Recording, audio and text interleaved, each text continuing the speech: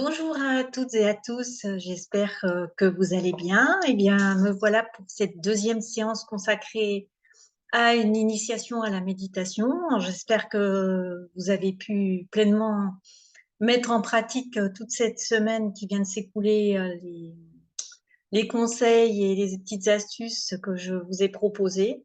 Et puis que vous avez surtout démarré votre pratique, même si c'est que quelques minutes par jour, c'est très important de se lancer, d'y aller, même si on ne sait pas toujours au début si on fait bien, pas bien. Il n'y a pas de notion de bien faire et de mal faire en méditation, c'est ça qui est super.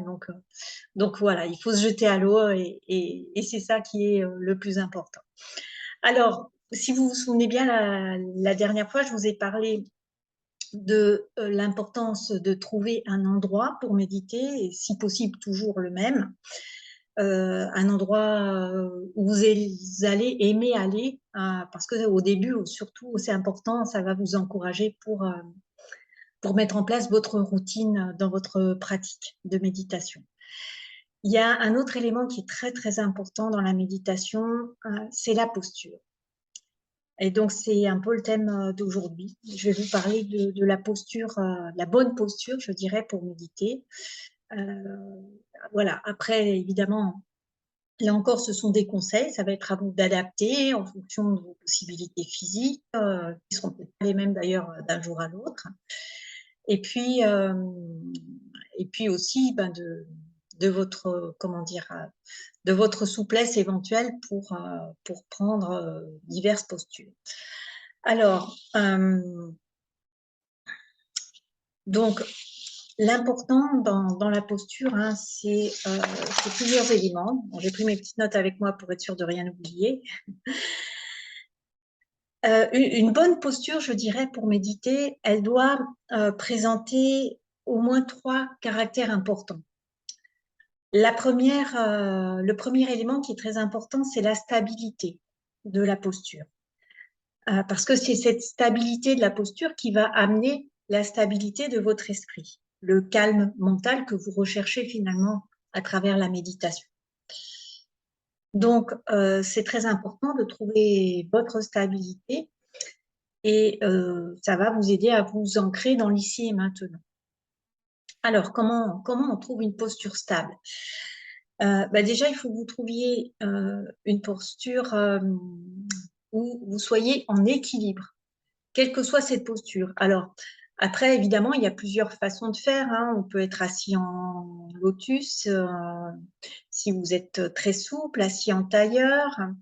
L'important, c'est d'être aussi assis sur un support ferme, que ce soit un coussin ou un sol ou un tapis ou même un matelas. Ça dépend un petit peu de votre environnement, je dirais. J'ai encore oublié d'arrêter mon portable. Décidément, je suis incorrigible. Et donc voilà, ça c'est important. C'est déjà d'avoir comment dire, un support adapté pour vous installer. Alors, vous pouvez méditer assis sur une chaise aussi, bien sûr. Par contre, ce que je vous déconseille sur cette chaise, c'est qu'il y ait des accoudoirs. Je vous expliquerai un petit peu pourquoi tout à l'heure, parce que la posture des mains peut avoir aussi son importance. Donc, si possible, une chaise sans accoudoir. Et si voilà, vous n'êtes pas assez souple ou si les postures assises en tailleur ou en lotus ou en demi-lotus sont insupportables pour vous au bout de quelques minutes, ce n'est pas la peine de vous faire violence, de vous faire du mal. Autant tout de suite essayer de trouver une posture qui vous permette d'être stable. Donc, ça peut être assis sur une chaise tout simplement. Il n'y a pas de souci avec ça, surtout pour nous occidentaux qui ne sont pas, comment dire, habitués depuis tout petit à nous asseoir en lotus ou en demi-lotus. Il vaut mieux à la limite choisir une posture qui sera pour vous agréable et confortable. Ça, c'est le deuxième point, plutôt que de vouloir à tout prix avoir la bonne posture des grands méditants, zen, zazen ou bouddhistes ou autres, et puis que ce soit des séances de torture et que vous n'ayez aucun finalement bénéfice à méditer. Donc, Le deuxième point, hein, après le premier qui est la stabilité, c'est donc le confort dans votre posture. Ça, c'est très important. Vous allez voir, hein, essayez de faire l'expérience à la limite un jour d'être assis dans une posture qui n'est pas confortable pour vous et vous allez voir qu'il y a des douleurs à un moment donné qui vont apparaître. Et quand les douleurs vont apparaître, vous observerez que votre esprit n'est plus du tout concentré sur la méditation, mais qui va se focaliser en fait sur l'inconfort qui s'installe. Alors, dans certaines pratiques méditatives, comme je pense notamment à la pratique zen ou zazen, il y a une posture très spécifique hein, qui est proposée. Et évidemment, arriver à maîtriser la posture, ça passe déjà par des phases très difficiles et très douloureuses. Pour ces pratiques-là, ça fait partie un peu du processus. Bon, alors si c'est votre choix, pourquoi pas, il n'y a pas de problème. Hein, mais si vous voulez méditer en pleine conscience et que vous ne voulez pas vous décourager et au contraire avoir envie de continuer de pratiquer, eh bien c'est important voilà, que vous soyez confortablement installé. Alors, troisième point très important dans la posture, c'est la verticalité. Ça, c'est, je dirais, un des points essentiels dans la posture. Votre dos doit être droit. Votre dos, c'est votre axe de stabilité. C'est lui, justement, qui va vous donner un petit peu cet équilibre, quelque part, et qui va amener le calme mental. Donc, si vous avez le dos penché en arrière, penché en avant, et ben, vous n'aurez pas tous les bénéfices escomptés de la pratique. Donc, l'idéal, vraiment, hein, pour trouver sa bonne posture, c'est déjà, quand vous êtes assis, bon, si par exemple vous optez pour la chaise, ça va être d'écarter vos pieds largeur de bassin, les pieds bien posés, bien ancrés au sol. Donc, être bien assis sur votre siège, que ce soit confortable, avec le dos droit. Les épaules un petit peu ouvertes et sans tension inutile. Hein. L'idée, c'est d'ouvrir un peu la cage thoracique, mais sans tension. Le menton parallèle au sol. Alors, pourquoi? Ça, c'est très important aussi. Vous observerez quand vous aurez un petit peu de pratique que si vous laissez le menton piquer vers l'avant, qu'est-ce qui va se passer? À un moment donné, vous risquez d'avoir envie de somnoler. Donc ça, ce ne sera pas bon. Et puis, si le menton part en arrière, eh bien, vous allez automatiquement amener une cassure au niveau des vertèbres cervicales et votre dos ne sera plus droit. Donc, c'est important de garder le menton parallèle au sol. Le regard, même chose. Moi, je vous propose, si vraiment vous voulez éviter certains écueils, de méditer avec le regard droit devant vous. Dans d'autres formes de méditation, comme par exemple la méditation zen ou zazen, on propose souvent un regard avec les yeux mi-clos dirigés vers le bas. Pour la méditation pleine conscience, moi je vous conseille plutôt de garder le regard droit. Alors les yeux clos ou mi-clos, ça c'est vous qui allez choisir ce qui vous convient le mieux. À vous de faire l'expérience. Là, moi, je n'ai pas de recommandation particulière. Et puis, les mains. Alors, qu'est-ce qu'on fait des mains pendant la méditation? Les mains, alors elles peuvent nous servir justement à garder le dos droit. Donc, vous pouvez par exemple les poser à plat sur les cuisses si vous êtes assis sur une chaise. Si vous êtes assis en tailleur ou en lotus, vous pouvez les mettre dans le giron, hein, avec les paumes de main dirigées vers le ciel. Et si vous êtes ouvert à d'autres pratiques comme le yoga ou le bouddhisme, vous pouvez utiliser des mudras avec les doigts. Bon, là, je ne vais pas en parler aujourd'hui parce que ce n'est pas notre sujet. Hein, donc, les personnes qui connaissent ces pratiques sauront de quoi je veux parler. Voilà. Donc, les mains, elles doivent être, les bras doivent être relâchés sans tension. C'est pour ça que je déconseille finalement qu'il y ait des accoudoirs parce que ça va un peu monter les épaules. Alors que l'idée, c'est vraiment d'avoir d'avoir le corps le plus détendu, le plus relâché possible. Voilà, donc cette posture, vous verrez, hein, ça participe quelque part de la réussite de la méditation, c'est-à-dire que plus vous arriverez à stabiliser votre posture, et plus vous verrez que ça va aider à amener ce calme mental que vous recherchez dans la méditation. Alors, je vous ai dit aussi, hein, la semaine dernière que la méditation, enfin je crois, si ma mémoire est bonne, la méditation, on n'y arrive pas comme ça, on rentre du travail, on pose ses affaires et hop, on va s'installer dans sa petite pièce et sur son siège et c'est fini. Non, méditer, ça se prépare un petit peu quand même. Et c'est très important, hein, ce petit sas, je dirais, cette petite phase de préparation de la méditation. Parce que pour amener le calme mental dans votre esprit, il faut au préalable que votre corps lui-même soit plus relaxé. Donc, si vous arrivez, que vous avez une grosse journée de stress et ou que ça s'est mal passé à votre travail ou quel que soit, je dirais ce qui a pu arriver ce jour-là, mais que vous n'êtes pas en état de relaxation, il va falloir vous préparer pour méditer si vous voulez vraiment arriver à amener le calme mental. Donc, la relaxation du corps, elle va être importante.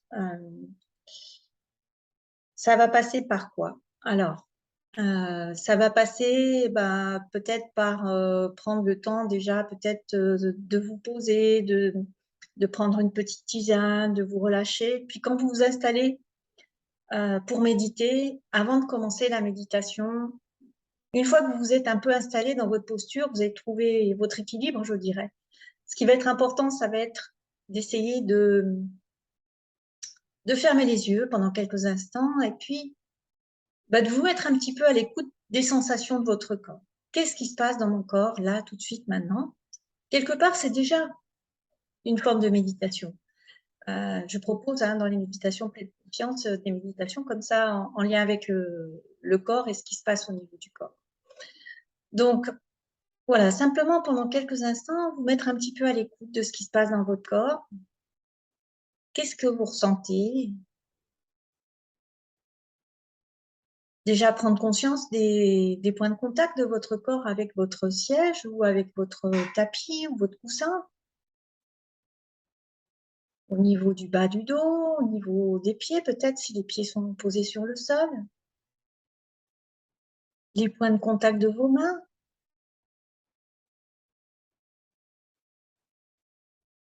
Et puis prendre quelques instants, prendre le temps d'observer s'il y a des tensions quelque part. Ou s'il y a des zones d'inconfort, de gêne.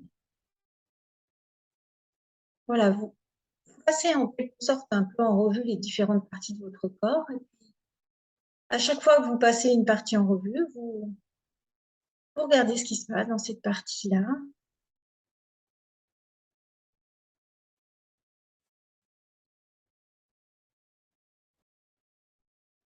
Vous pouvez aussi, dans ce temps d'intériorisation, amener votre attention sur votre respiration, sur votre souffle. Un peu comme on l'a fait au cours de la méditation de la semaine dernière. Parce que votre respiration, elle va aussi vous aider à amener cet état de relaxation, de relâchement nécessaire et propice à la méditation. Et justement, aujourd'hui, je vous propose à nouveau une méditation sur le souffle, un petit peu différente de la semaine dernière. L'avantage de notre respiration, de notre souffle, c'est qu'on l'a toujours avec nous, elle est toujours disponible. Et donc, à la limite, quand vous serez après assez expérimenté dans la pratique, vous pourrez méditer n'importe où, puisque vous aurez toujours un support euh, disponible, votre respiration, quand vous en aurez besoin. Alors, si vous voulez, vous allez vous préparer justement à la pratique. Donc, je vous propose de prendre le temps de vous installer dans la posture de méditation qui vous convient.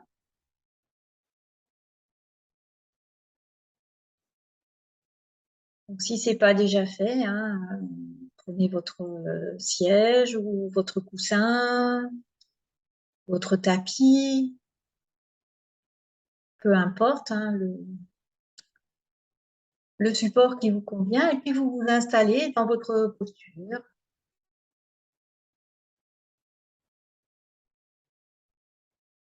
Et vous essayez donc d'amener de la stabilité dans cette posture. Si vous êtes assise, en trouvant le bon écartement des pieds pour avoir votre équilibre, le dos droit, mais sans tension. Les épaules relâchées, mais légèrement tirées vers l'arrière pour ouvrir un petit peu la cage thoracique, la poitrine. Donc, le menton parallèle au sol, les yeux fermés ou mi-clos, comme vous voulez. Et puis les mains, soit posées sur vos cuisses, soit dans le giron ou dans un mudra qui vous convient.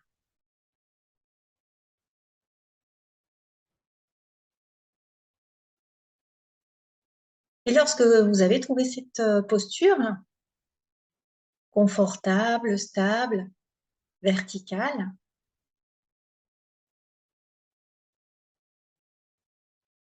les yeux sont fermés, donc prenez quelques instants maintenant pour faire un peu un tour du propriétaire, je dirais. Qu'est-ce qui se passe dans votre corps dans cet instant, là, maintenant?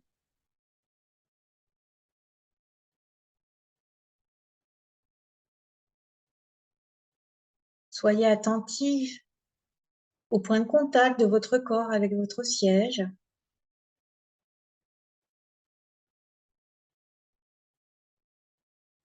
au niveau du bas du dos, au niveau des pieds, point de contact des mains.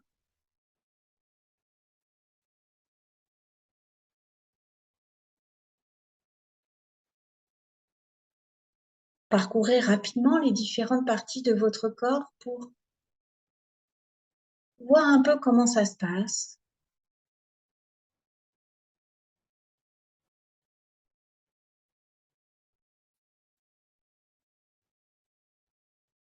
Sans trop vous attacher, hein, sur une des parties en particulier, simplement, voilà, vous parcourez avec votre conscience ces différentes parties et simplement vous observez ce qui se passe là.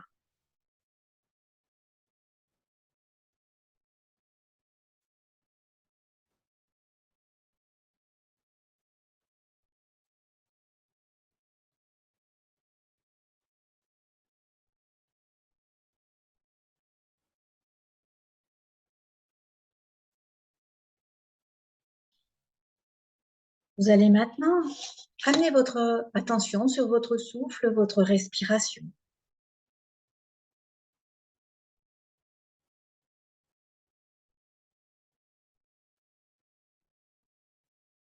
Là encore, sans chercher à analyser ou juger quoi que ce soit, mais simplement pour observer comment vous respirez ici, maintenant,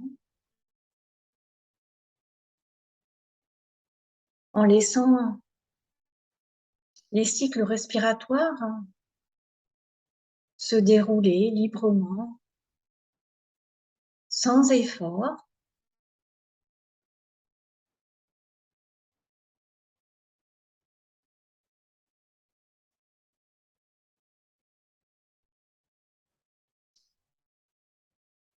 Et puis, pour la méditation d'aujourd'hui, je vous propose de respirer avec votre colonne vertébrale. Pour cela, vous allez d'abord porter votre attention sur votre dos et en particulier sur votre colonne vertébrale, votre axe de verticalité.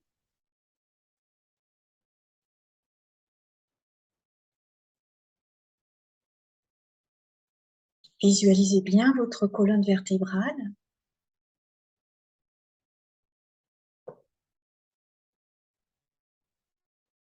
Vous êtes toujours attentif à votre respiration, à votre souffle.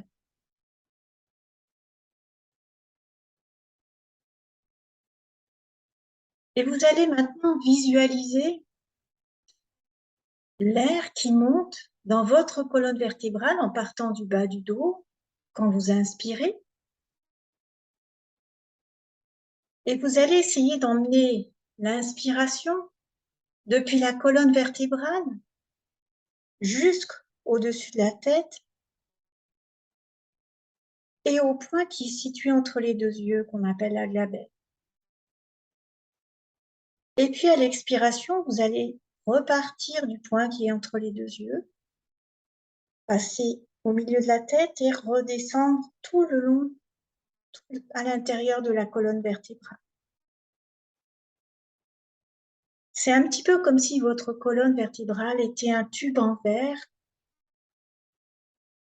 Et dans ce tube, vous faites monter l'inspiration le plus haut possible,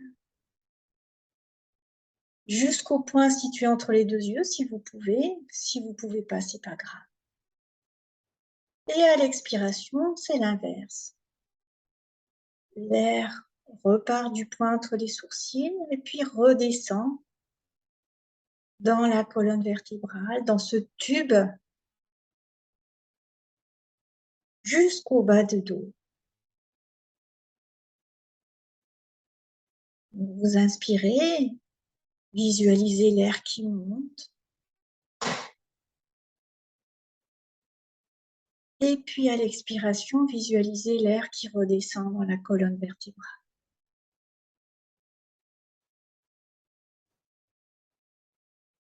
Voilà, ne forcez pas le souffle. Allez jusqu'où c'est possible pour vous, afin que ça reste confortable.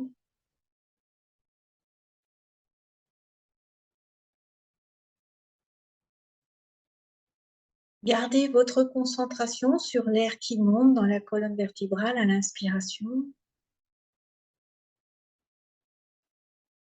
et qui redescend dans la colonne vertébrale à l'expiration.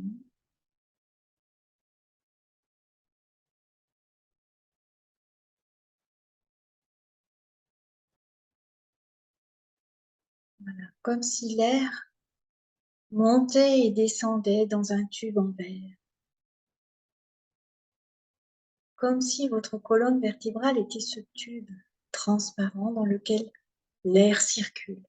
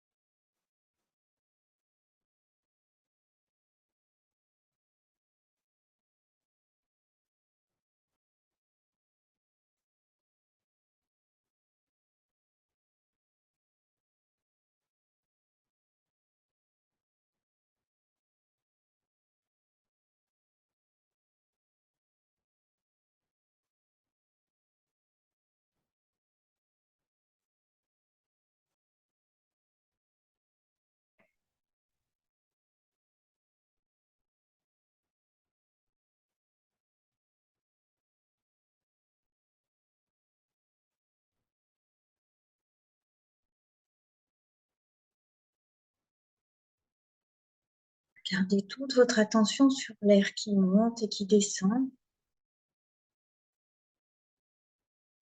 Et si vous vous apercevez que des pensées surviennent, laissez-les passer sans vous y accrocher. Et vous revenez à votre respiration.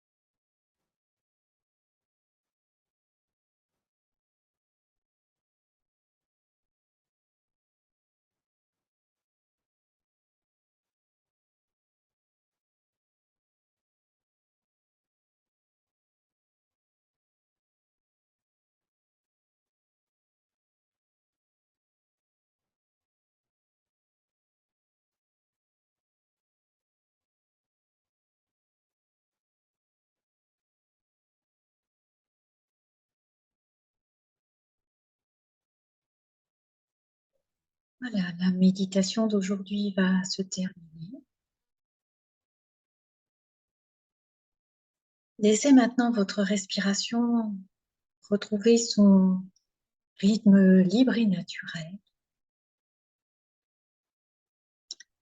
Et puis à votre rythme, préparez-vous à sortir de la méditation.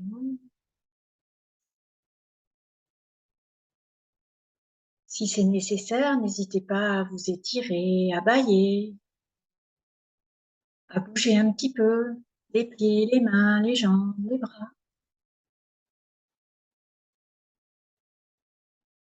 Voilà, jusqu'au moment où vous pouvez tranquillement ouvrir les yeux.